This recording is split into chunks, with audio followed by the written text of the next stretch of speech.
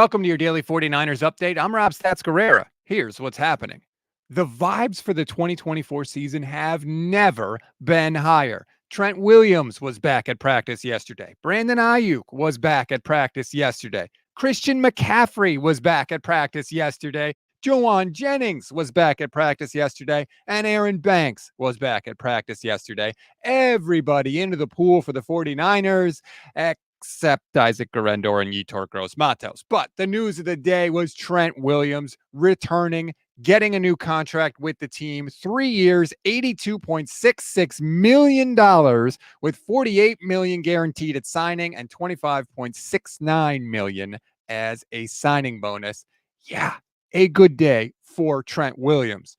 It was also a really good day at the podium. First, John Lynch stepped up to update the situation on Ricky Pearsall. He thanked everybody involved. He said that Pearsall FaceTimed with the team at the party at Shanahan's house on Saturday night.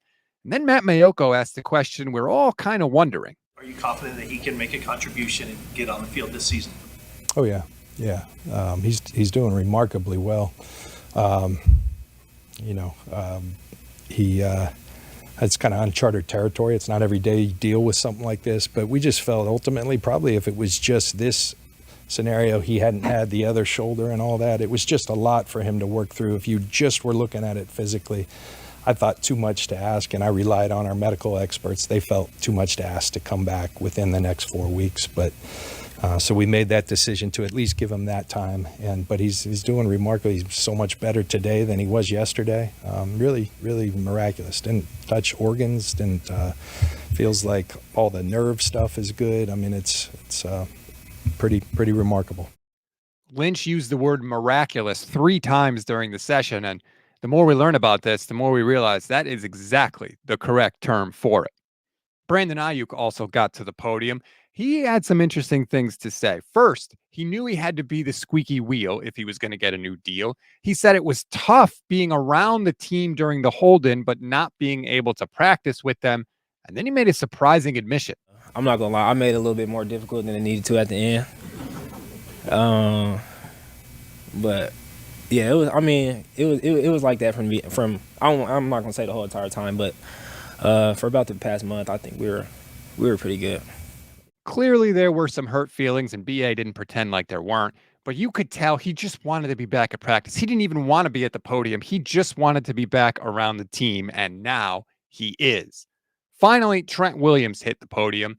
He was kind of the opposite of Aiyuk. He said he never took things personally during the negotiations. He even said he understood the 49ers' of not wanting to guarantee as much money because of his age. Trent called Kyle Shanahan and Chris Forrester family. That's how close he says he is with them. He also, though, gave an interesting description of the negotiations with the team.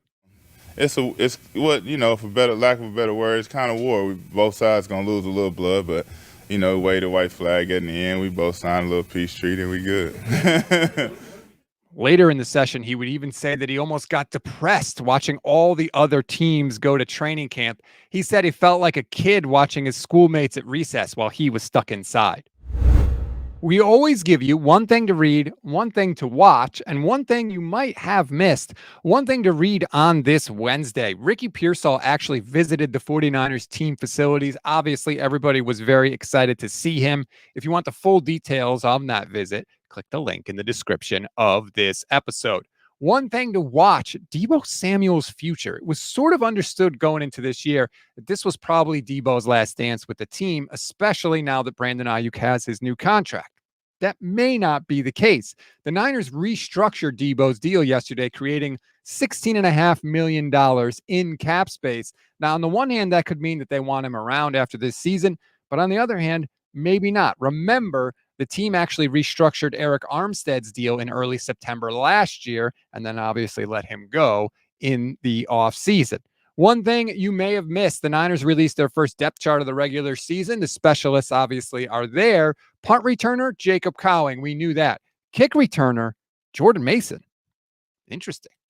That's a wrap on today's 49ers in 5. Please rate, review, and follow the Gold Standard Podcast Network wherever you get your audio pods. Like and subscribe to the YouTube channel as well. Click the bell so you get notified every single time we go live, which is every single weekday for you. Enjoy your Wednesday, everybody. I'm Rob Stats Guerrera. We'll talk later today.